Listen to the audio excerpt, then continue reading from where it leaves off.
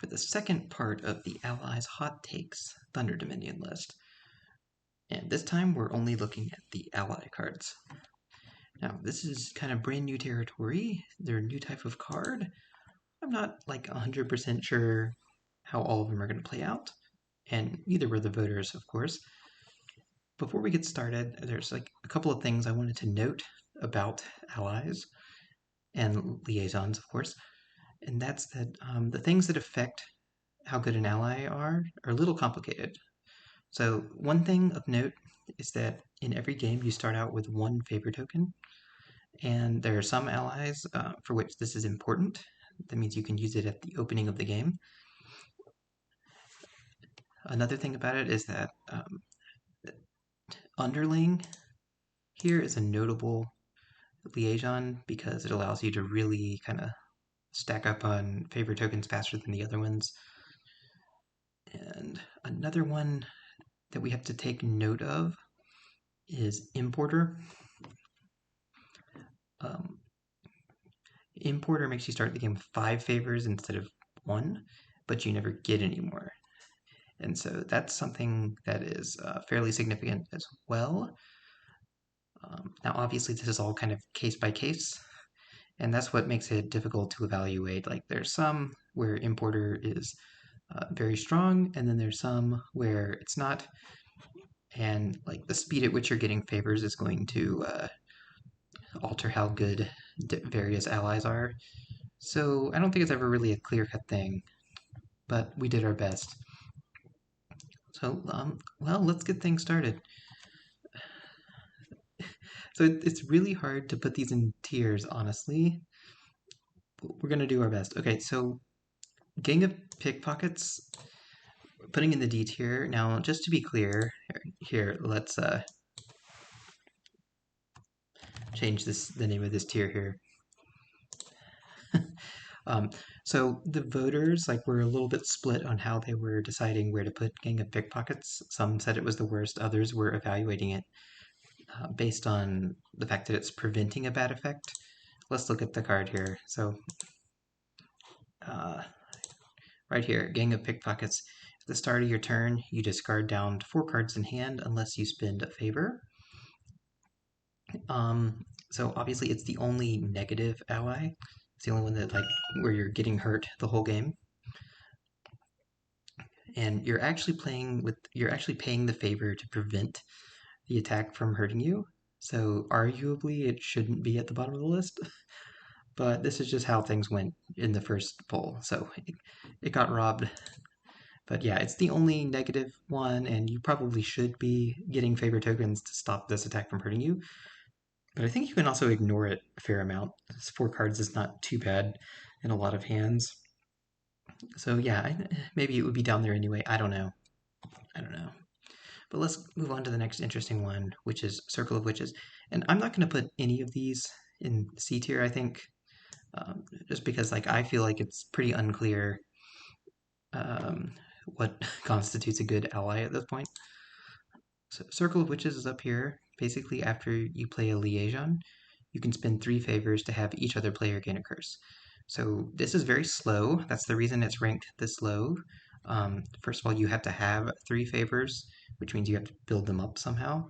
And then you have to play a liaison card to actually make the curse happen. So you can't just repeatedly play this. And that's the reason it's this low. Okay, obviously curses can be fairly significant, but I feel like this is a very slow way to give them to the opponent.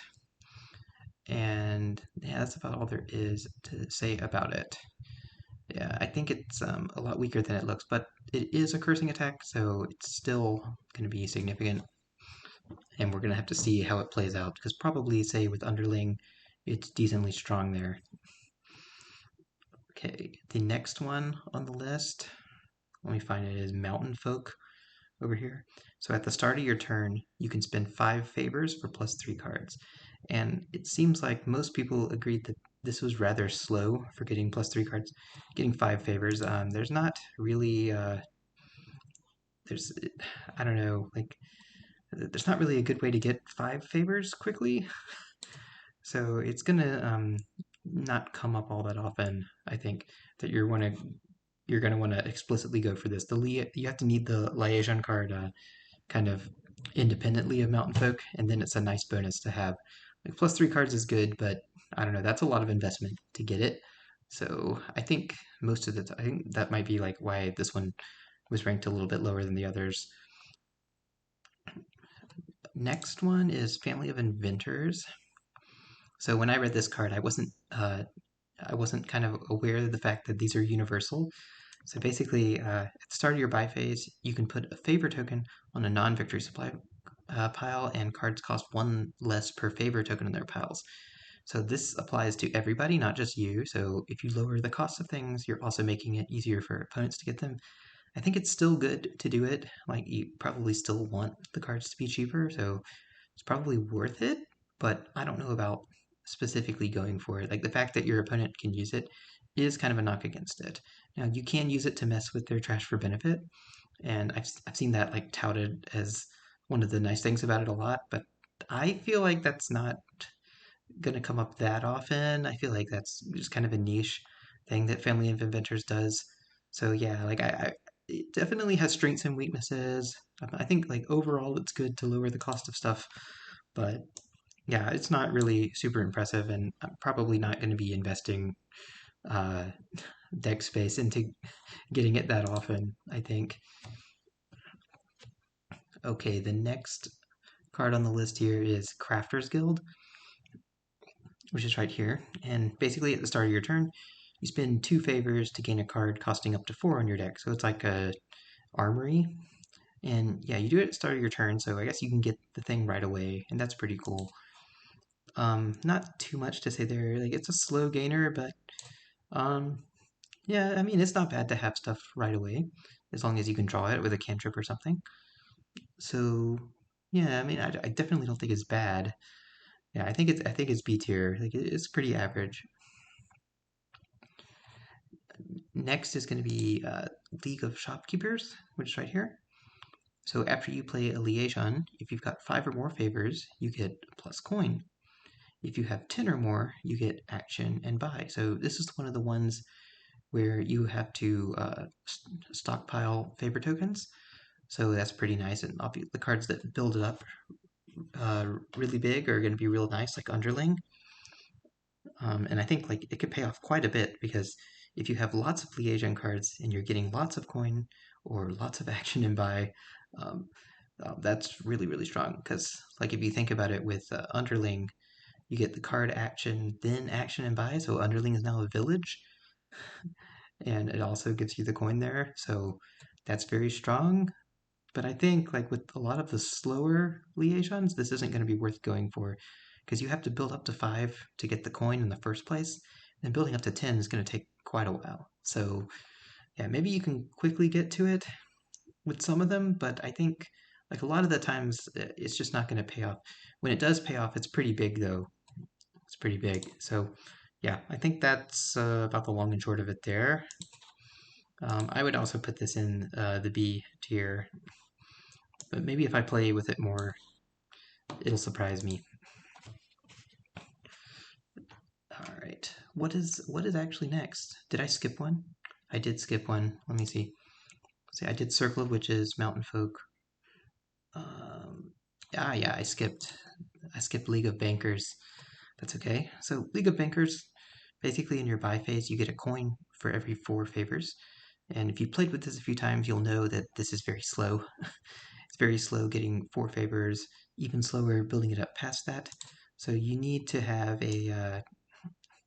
you need to have a liaison that actually lets you stockpile quite a bit.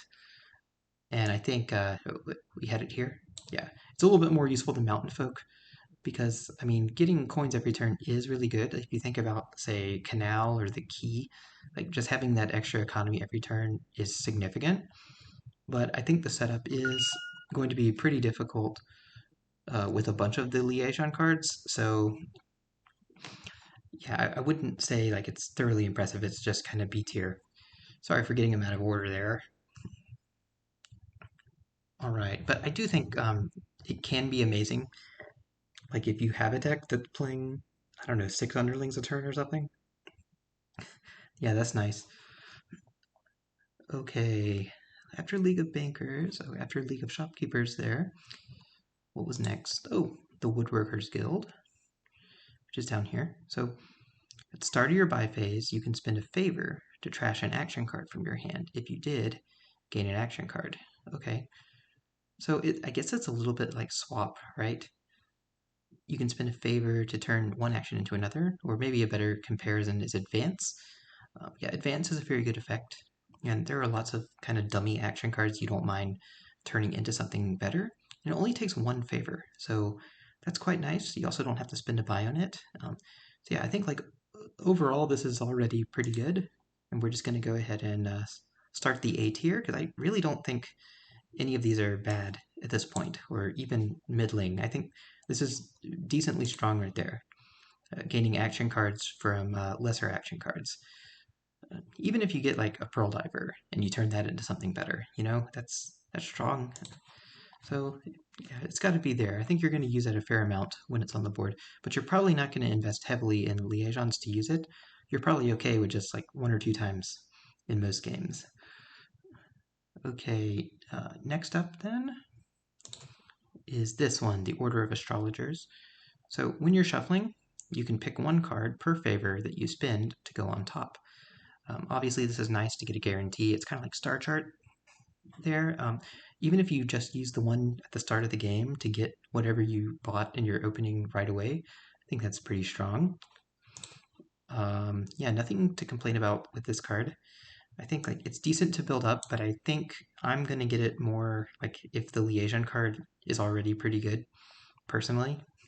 Um, still, that's a strong effect. Yeah, it's got like kind of all the strengths and weaknesses of Star Chart, I suppose. Yeah, very good to guarantee stuff. Not sure if you want to make the investment into getting it. Next is the Fellowship of Scribes right here. So after you play an action, if you've got 4 or fewer cards in hand, you can spend a favor for a +1 card. So this is a draw card, and obviously draw cards are good. And yeah, I've used this one a couple of times. It's nice to just kind of add cards to your hand throughout the game. I think it's well worth getting some favors for this. You need to have a hand that can support getting down to a lower hand in the action phase. But I think that's really not too difficult to pull off. There are a lot of cards that reduce your hand size when you play them. And yeah, having the favor tokens to make up for that is quite good. So yeah, we're going to go ahead and stick that up here in the A tier as well. I don't think it's like overly powerful, but just a little bit of draw throughout the game is good. Maybe even a lot. Next is Band of Nomads. And I've said before, I think personally, this seems like one of the most random cards in the game to me. I don't know if others feel that way. I don't know, but yeah, it's a little weird. Basically, if you gain a card costing 3 or more, you can spend a favor, then you can get plus card, plus action, or plus buy. And it's very, very situational, like context dependent. I've personally used the card option a fair amount, but I suppose if you played a workshop, you could then get an action and play something else. And getting extra buys isn't too bad either. But I would not say that this is heavily worth investing in favors for. So yeah, it's strong, but not really breakingly strong. Just kind of pretty good. Yeah, maybe this A tier is a big overrank for all these. I'm not sure, but it feels like it's nice not having to add these things to your deck. So guess we'll see. Next up is Market Town. Market Towns. At the start of your buy phase, you spend a favor to play an action card from your hand. Repeat as desired. So yeah, basically you got extra actions in your hand, and you can play favors to play those actions. Yeah, there's nothing wrong with that. I mean, it's like having a bunch of villages, I guess, for certain cards. Like there's some cards that aren't great to play in your buy phase, but there are a lot of them that are pretty nice. I think it's well worth using your favor tokens on something like this. Like situation comes up often enough that you've got terminal collision, things like that. So yeah, this is pretty strong. Pretty strong. Maybe not like centralizingly so, but yeah, I think it's good. Maybe even worth investing in the tokens. Okay. Next is going to be Forest Dwellers, right here.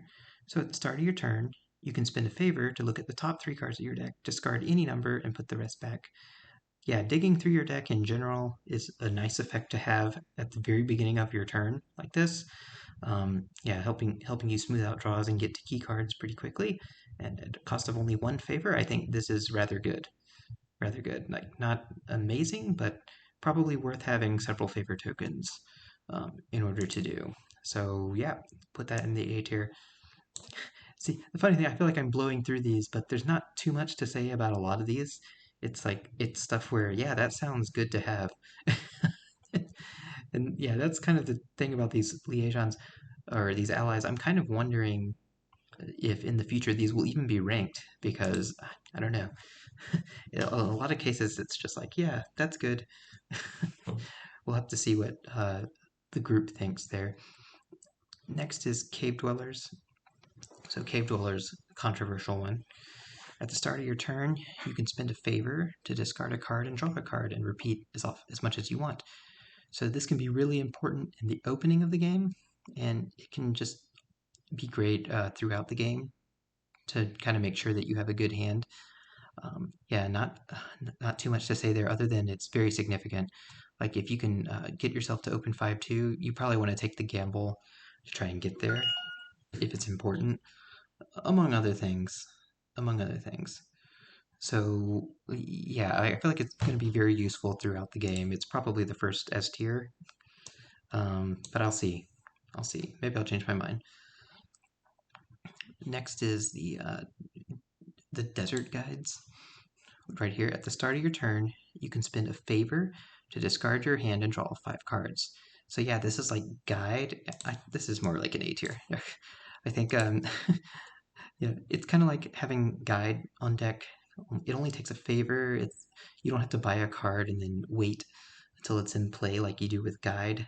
You just get some favor tokens. I think it's well worth having at least a few favor tokens. Like this might be a good one with Sycophant, or some of the ones that just give you a couple of favors and then you forget about it.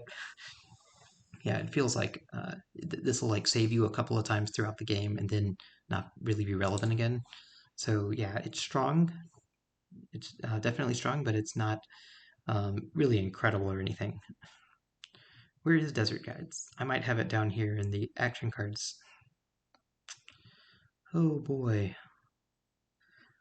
what to look for it? What to look for it? Desert Guides. Ah, here it is. I had it with the action cards. Yeah, I think it's another A tier. Reasonably strong there. Okay, our next one is Coastal Haven, which has one of the most horrifying pieces of art in the game. So I'm not sure what's going on with that head. When you discard your hand in cleanup, you can spend any number of favors to keep that many cards in hand for next turn. You still draw 5. So it's kind of like, I had to read this several times, but basically it's like save, except you can do it as many times as you want. Yeah, like you can save 3 or 4 cards if you're willing to spend the favors, and this has to be really good. It has to be really good because save is really good, and this is just another version of save. In fact, it doesn't cost a coin, so I think like we're just gonna have to put it in S tier. And if I'm wrong, I'm willing to be wrong about it. But I think like this is really strong. It's really strong. Save is one of those cards. I noticed this. Like I play people who are lower level than me a lot on the leaderboards and stuff. And I've noticed that lower level players ignore save like way more than they should. And I think this is going to be another one of those cases where someone who's doing this a lot is winning, and someone who isn't is losing. So yeah, that's our first S tier, I think. Um, Next is City State. City State is the one where you gain an action card. If you gain an action card during your turn, you can spend 2 favors to play it. It's like innovation, obviously. Obviously, this is good because you probably want to play actions that you're buying. Yeah, 2 favors is a little costly, but not that costly considering the effect. And I think it's going to be worth getting liaisons in order to play the city state. So yeah, I think this is a good one as well. Good one as well. I would maybe rank it below Coastal Haven, but I can see why it's there. Yeah, I think it's going to be quite strong. All right, Plateau Shepherds. Plateau Shepherds is down here. Yeah. So when you're scoring, you pair up your favors with the cards that you have costing 2 for 2 VP per pair. And that's really confusing. You're going to have to read it a few times. Go ahead and pause if you need to think about it. Okay? So it's any cards, which includes estates and any other 2-cost cards, and it's 2 per pair. So let's say you have, oh god, let's say you have 8 favors and you have 8 2-cost cards, then you have 16 points. Or wait, 2 coin per pair. Yeah. Like you have 8 favors and 8 2-cost cards. Now you have 16 extra points. Yeah, I had it right. I'm gonna have to think about this every time I'm playing with it. Anyway, it's very, very good. This is a really strong alternate victory card, especially if there are lots of 2-cost cards. There's a strong combo in the set already, which is Bauble combined with Plateau Shepherds, but there's plenty of other strong 2-cost cards. So yeah, this is going to be really significant, except on the boards where it isn't. But even just with the state, I think reasonably strong there. Okay, next is the Trapper's Lodge. Sorry about all the emails I keep getting. Trapper's Lodge. When you gain a card, you can spend a favor to put it on your deck. So it's kind of weird that this one is rated as high as it is, I think. But I think the big reason for this is actually just the opening. Yeah, in the opening, you start with a favor, and you buy something to play on turn 1 to play on turn 2. That's really, really significant. That can snowball a game quite quickly, depending on what it is. So yeah, that's the reason this is up here. It's also useful throughout the game, I think. Though I don't know if I would heavily invest in liaisons to get it. I think it's mostly just very good in the opening. I just noticed that the Plateau Shepherd guy looks like the Fourth Doctor from Doctor Who. I'm just throwing that out there. But yeah, Trapper's Lodge is one of the ones where the opening is really significant, and I think it's also decent throughout the game. But yeah, because of how good it is in the opening, we're going to have to bump it up here to the S tier, and we'll see what happens in the future. Okay, we're almost through these things. Architect's Guild is next. So when you gain a card, you can spend 2 favors to gain a cheaper non-victory card. This is very good. Haggler is nice, of course, and this is Haggler. Gaining extra cards, very good. 2 favors, fair. That's a lot there, but it's not too hard to pick them up. And I think you probably do want to invest in this one just so that you can get more good cards. Obviously, the more expensive thing that you get, the better stuff you're going to get from Architect's Guild.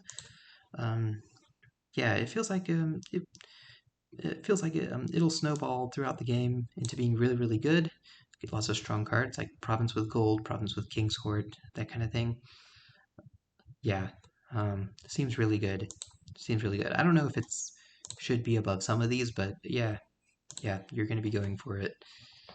And really, that's one of the things about these ally cards. If it's something you're actually going to want to go for in the game, that means it's probably one of the better ones. When it's not just something you're getting randomly.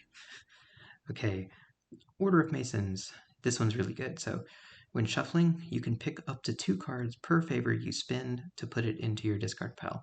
So it lets you filter out bad cards from your deck to not draw. It's 2 cards per favor, so 1 favor you can keep 2 estates out of your current shuffle or something. Yeah, that's really strong. Really strong. It's deceptively strong. Like you probably want to build up favors to do this a lot, just to keep bad cards out of your draw. It's kind of like donating over and over again, I guess, in a weird way. Yeah, you really got to watch your shuffles too, just to make sure you're not triggering shuffles and having to do this too many times during your turn. But yeah, I think it's totally worth it on your shuffles to make use of this thing. So I think it's almost certainly an S tier. One of the best allies for sure.